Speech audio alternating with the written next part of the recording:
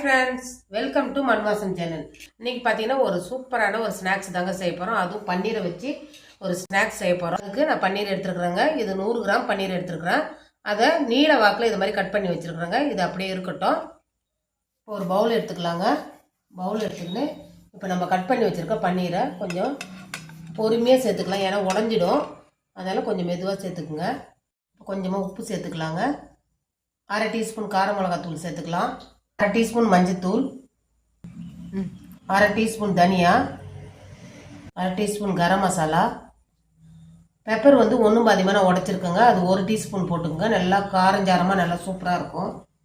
1 teaspoon இஞ்சி பூண்டு paste. பொடியாக நறுக்குனா பச்சை மிளகாங்க, அதையும் சேர்த்துக்கலாம் 1 டீஸ்பூன் அளவுக்கு.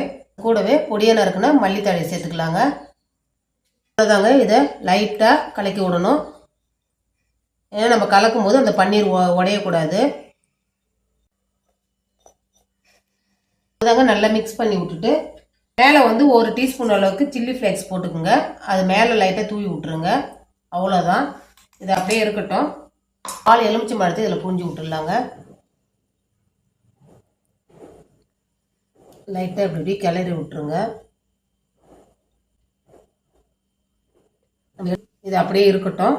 நூடுல்ஸ் எடுத்து நான் சுடு தண்ணியில் போட்டு கொஞ்சமாக அது இது மாதிரி உதிரியாக வர்றதுக்கு லைட்டாக அந்த சுடு தண்ணியில் எண்ணெய் சேர்த்துட்டு நீங்கள் நூடுல்ஸை போட்டிங்கன்னா இது மாதிரி உதிரியாக வரும். கொஞ்சம் ஒரு 3/4 வேக்காட்டில் எடுத்தால் போதும். வேக வச்சு எடுத்ததுக்கப்புறம் கான் தண்ணியில் வந்து நீங்கள் கழுவிட்டிங்கன்னா இது மாதிரி உதிரியாக வந்துடும். நீங்கள் அதே தாங்க இது அப்படியே இருக்கட்டும். இப்போ கொஞ்சம் மைதா எடுத்துக்கிறோங்க. இது கோட்டிங் மேலே வந்து பண்ணுறதுக்கு இது வச்சாச்சு. ஒரு பவுலில் 2 டேபிள் ஸ்பூன் அளவுக்கு கார்ன்ஃப்ளவர் எடுத்துக்கோங்க. இதில் கொஞ்சமாக தண்ணி சேர்த்து நம்ம கலந்துக்கலாம். ரொம்ப தண்ணியாக கலந்துக்காதீங்க. இந்த மாதிரி கொஞ்சம் கெட்டியான பாத்திரத்தில் கலந்துக்குங்க.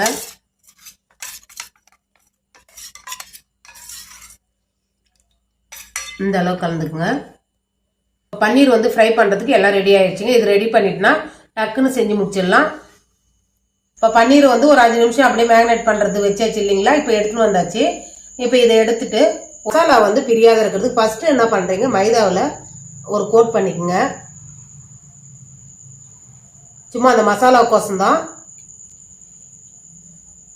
அதுக்கப்புறம் பார்த்தீங்கன்னா இந்த நம்ம கரைச்சி வச்சிருக்கிற இந்த சோள மாவில் நம்ம போட்டு எடுத்துக்கலாங்க.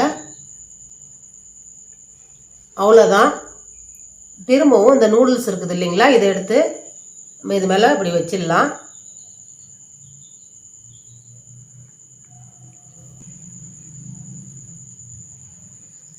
நூடுல்ஸ் போட்டு லைட்டாக இப்படி அழுத்துனீங்கன்னா ஒட்டிக்கும். அவ்வளோதாங்க. நம்ம இந்த மாதிரி எல்லாத்தையும் செஞ்சு வச்சுக்க வேண்டியது தாங்க. திரும்பவும் செஞ்சு காமிக்கிறேன் பாருங்கள். இந்த மைதாவில் கோட் பண்ணிவிட்டு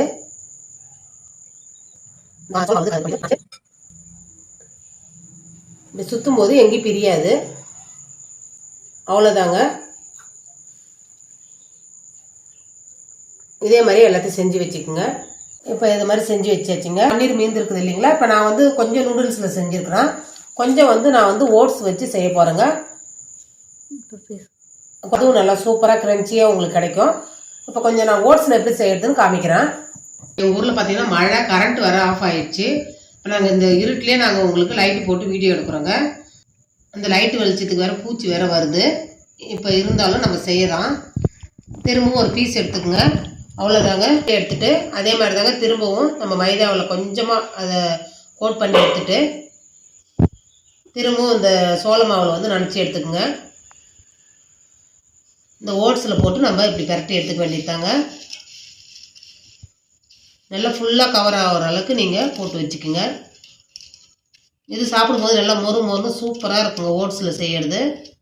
சொல்லுமா, நீங்கள் செஞ்சு சாப்பிட்டுட்டு ஓட்ஸில் செஞ்சது நல்லா இருந்தால் நூடுல்ஸ் செஞ்சது நல்லா இருந்தான்ட்டு கமெண்ட் பண்ணி சொல்லுங்கள் எனக்கு. அவ்வளோதாங்க. இதை அப்படியே வச்சிடலாம். இதே மாதிரியே மீதி இருக்கிற பீஸையும் நீங்கள் போட்டு எடுத்துங்க. இந்த உடஞ்சி பீஸாக இருந்தாலும் பரவாயில்லைங்க. சின்னதாக நம்ம செஞ்சு எடுத்துக்கலாம். அவ்வளோதாங்க. எண்ணெய் நான் முன்னாடியே காய வச்சுருந்தேன். இப்போ நம்ம போட்டு எடுத்துக்கலாம். அடுப்பு வந்து மீடியம் ஃப்ளேமில் வச்சுட்டு பொரிச்சு எடுக்கணும். அழகாக ஒரு எண்ணெய் எவ்வளோ வச்சுருக்கோமோ அந்த அளவுக்கு போட்டுக்குங்க. நம்ம திருப்பி விடணும் இல்லைங்களா, அதனால் கொஞ்சம் திட்டமாக போட்டுக்குங்க. நல்லா லைட்டாக திருப்பி விடுங்க. ஏன்னா அந்த சேமியா பிரியாத அளவுக்கு லைட்டாக அப்படி லைட்டாக திருப்பி விடுங்க.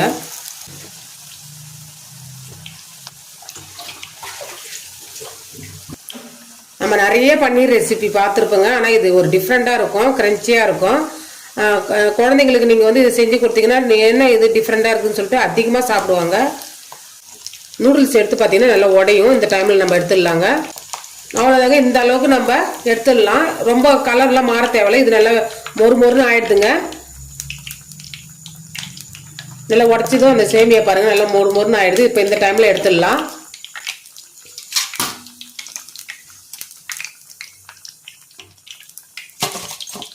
அவ்வளோதாங்க, இப்போ நம்ம சேமியாவில் போட்டது எடுத்தாச்சு.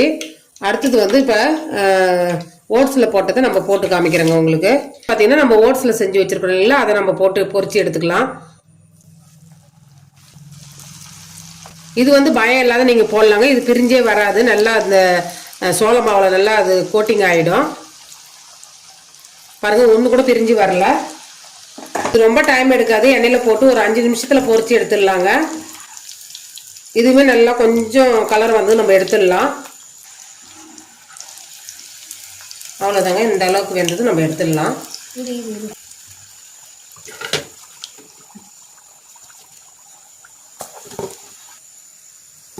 சொல்லுமா.